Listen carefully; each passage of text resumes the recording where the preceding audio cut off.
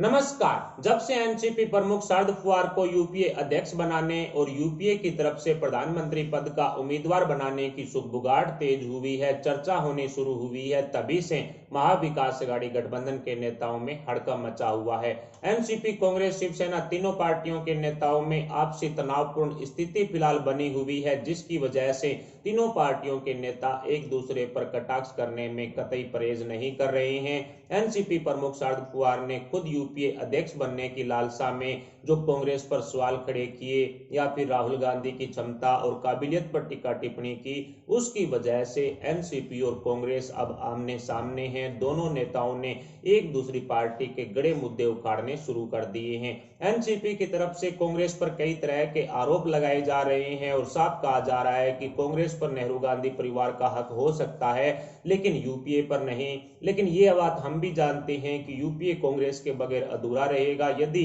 कांग्रेस का कोई leader UPA का अध्यक्ष नहीं बनता है तो यूपीए भी पूरी तरह से बर्बाद हो जाएगा। लेकिन एनसीपी प्रमुख शरद पवार को यूपीए अध्यक्ष बनाने की लालसा में एनसीपी की तरफ से कांग्रेस पर आरोप लगाए जा रहे हैं कि जब एनसीपी प्रमुख शरद पवार कांग्रेस में थे 1991 और 1996 के दशक में, जब प्रधानमंत्री एनसीपी प्रमुख शरद पवार को बनाया जा सकता था, तब नेहरू गांधी की भाई भतीजावाद वाली नीति की वजह से शरद पवार पीएम गद्दी पर नहीं बैठ पाए। लेकिन अब यूपीए पर कांग्रेस का कोई अधिकार नहीं है, नेहरू गांधी परिवार का कोई अधिकार नहीं है। यूपीए के अंदर कई सारी पार्टियां हैं, कुछ क्षेत्रीय पार्टियां हैं, कुछ स्टेट पार्टियां हैं, जिसकी वजह से अब एनसीपी प्रमुख शरद पवार को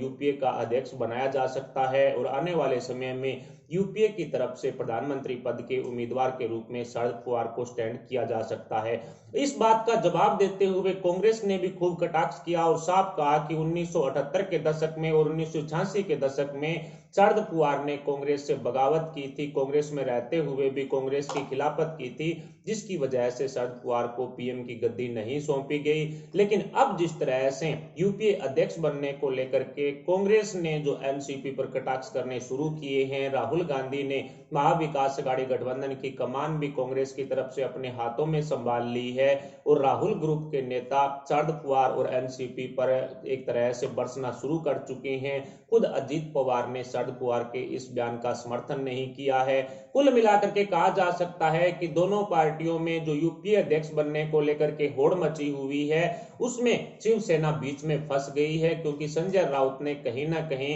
एनसीपी प्रमुख शरद पवार को यूपीए अध्यक्ष बनाने पर समर्थन करने का ऐलान कर दिया था, जिससे कांग्रेसी नेता शिवसेना पर भी कटाक्ष करने में कतई नहीं शर्माए। उनकी तरफ से साफ कह दिया गया कि एनसीपी प्रमुख शरद पवार को यदि यूपीए अध्यक्ष बनाने की आवाज उठती है तो महाविकास अघाड़ी गठबंधन सरकार से आप हाथ धो बैठेंगे। यानी कि अब राहुल ग्रुप में जो कांग्रेस के नेता है महाराष्ट्र के अंदर, वो एनसीपी प्रमुख शरद पवार और उद्धव ठाकरे दोनों को ही बर्दाश्त नहीं कर पा रहे हैं और शायद इसी का परिणाम रहा कि संजय राउत जैसे कांग्रेसी नेताओं ने शिवसेना को भ्रष्ट पार्टी तक बता दिया था। जब प्रताप सरनाईक पर ईडी द्वारा शिकंजा कसा गया तो शिवसेना के नेताओं की तरफ से शिवसेना पर खूब कटाक्ष किए गए। कुल मिलाकर कहा जा सकता है कि कांग्रेसी नेताओं ने अब शिवसेना और एनसीपी प्रमुख शरद पवार को सबक सिखाने की कमर कस ली है, जिसका परिणाम यही होगा कि महाविकास अघाड़ी गठबंधन लीरो लीर होगा, टूटकर बिखरेगा, जिसके बाद उद्धव ठाकरे की सरकार उनके हाथों से खिसकेगी।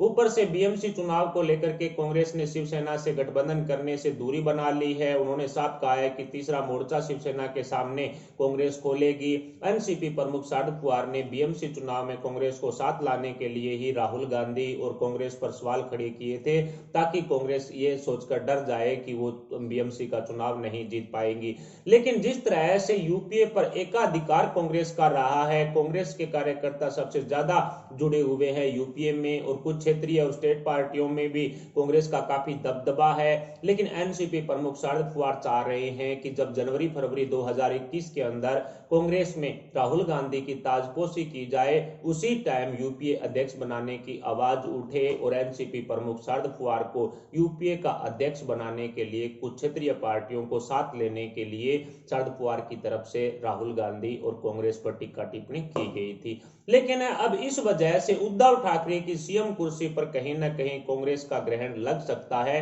कांग्रेसी नेताओं ने शरद पवार को खुली धमकी भी दे डाली थी। सिर्फ कांग्रेसी नेता ही नहीं बल्कि सीडब्ल्यूसी कमेटी के सदस्यों की तरफ से यानी कि कांग्रेस के बड़े नेताओं की तरफ से भी शरद पवार और शिवसेना को खुली धमकी दे दी गई है, चुनौती दे दी गई है कि भविष्य के अंदर कांग्रेस के किसी भी नेता पर यदि कटाक्ष किया गया तो आप महाविकास अघाड़ी गठबंधन वाली खिचड़ी सरकार से हाथ धो बैठेंगे। कुल मिलाकर के कहा जा सकता है कि अब महाविकास अघाड़ी गठबंधन में उद्धव सरकार की तानाशाही देखी जा रही है। उससे महाराष्ट्र की जनता भी तंग आ चुकी है। रिपब्लिक टीवी के सीईओ थे जो विकास कुमार, उनकी गिरफ्तारी हो चुकी है। इसके अलावा भी अर्नब गोस्वामी की गिरफ्तारी के बाद अब कहीं ना कहीं कंगना रनौत की गिरफ्तारी की तैयारियों में भी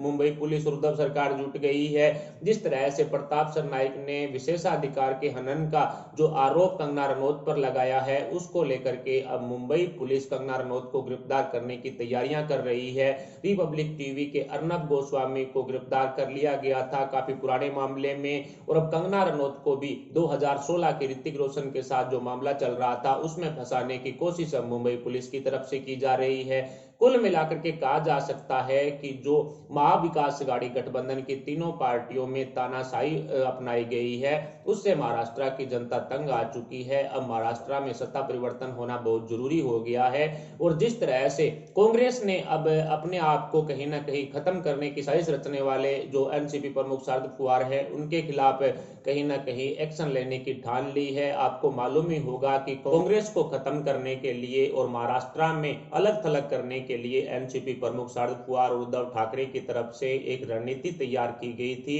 उसी रणनीति का हिस्सा था कि सारे के सारे मलाईदार मंत्रालय शरद पवार को सौंप दिए गए, मुख्यमंत्री की गद्दी उद्धव ठाकरे को सौंप दी गई और कांग्रेस को खाली हाथ रखा गया। बिहार चुनाव में जिस तरह से कांग्रेस की हालत हुई, कांग्रेस जिस गठबंधन में गई उस गठबंधन की हालत हुई, उसी को अब एनसीपी प्रमुख शरद पवार बांध चुके हैं, और शायद यही कारण है कि अब कांग्रेस से छुटकारा पाने की कोशिश एनसीपी की तरफ से की जा रही है और उनका साथ दे रही है शिवसेना। कुल मिलाकर के अब राहुल ग्रुप किसी भी हालात में उद्धव ठाकरे और एनसीपी के साथ गठबंधन में नहीं रह सकते, और इसी का परिणाम निकलेगा कि आने वाले समय में महाविकास अघाड़ी गठबंधन से कांग्रेस अलग होगी। अब कांग्रेसी नेताओं ने राहुल गांधी और कांग्रेस आला कमान को साफ संकेत दे दिए हैं कि या तो महाविकास अघाड़ी गठबंधन छोड़ो या हम पार्टी छोड़ेंगे। अशोक चव्हाण को लेकर के तो पहले से ही चर्चाएं तेज थी कि वो किसी भी वक्त कांग्रेस को तगड़ा झटका देंगे जिसकी वजह से महाविकास अघाड़ी गठबंधन टूटेगा।